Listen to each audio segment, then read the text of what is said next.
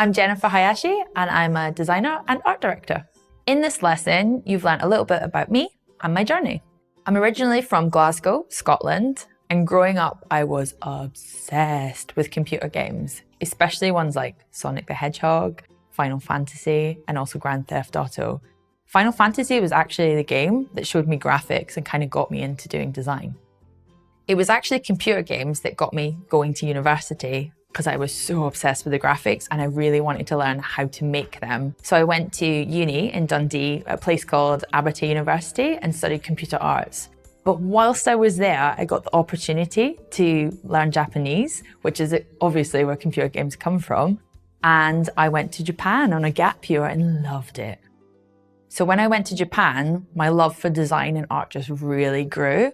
And I used to exhibit in illustration fairs and art fairs, and I used to show my work that I'd done on the computer.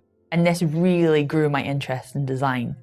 My plan at the time was to go to Japan for a year, but I ended up staying about 10 years. And I got so immersed in design and graphics and games and everything that I actually ended up working in the design studio in Japan, full of Japanese people. There was no foreigners there.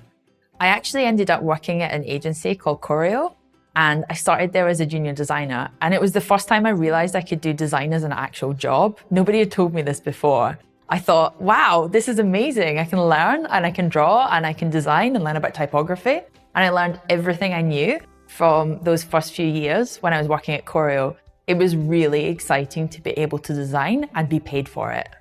After I'd been at the design agency for a couple of years, I realized I couldn't go any further in my career. So I decided to move back to London, and that's where I got my first ever job in the UK, which was working for Yo Sushi as their only designer.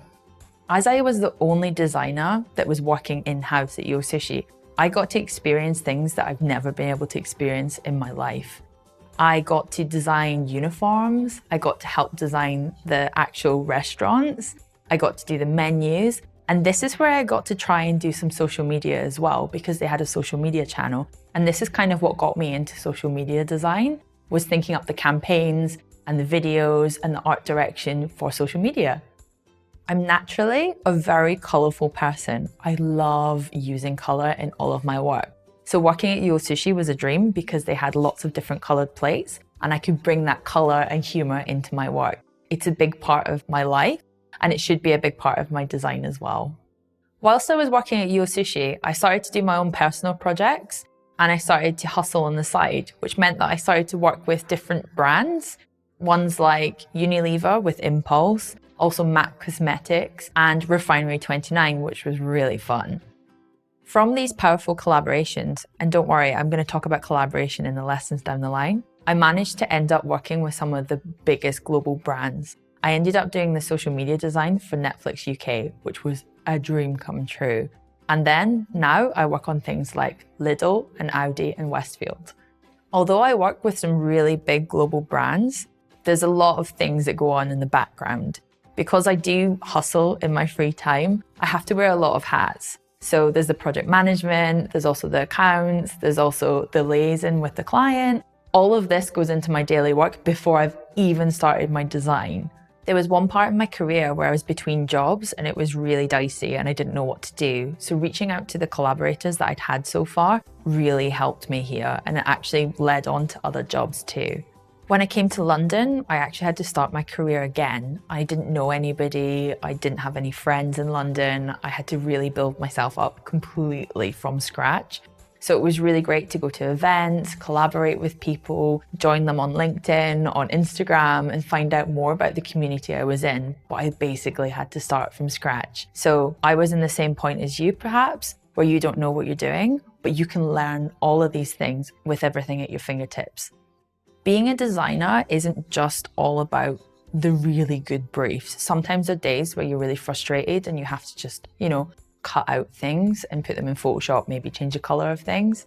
So one of the things that I do to really get me out of that funk is my side hustle, which I do illustration. I do a lot of doodles, and I used to do these every morning when I felt frustrated at work, just to get myself into a nice creative headspace. I'd done something for myself before I went and did something for a client, and this really helped to bring like a Zen mindset to my daily life.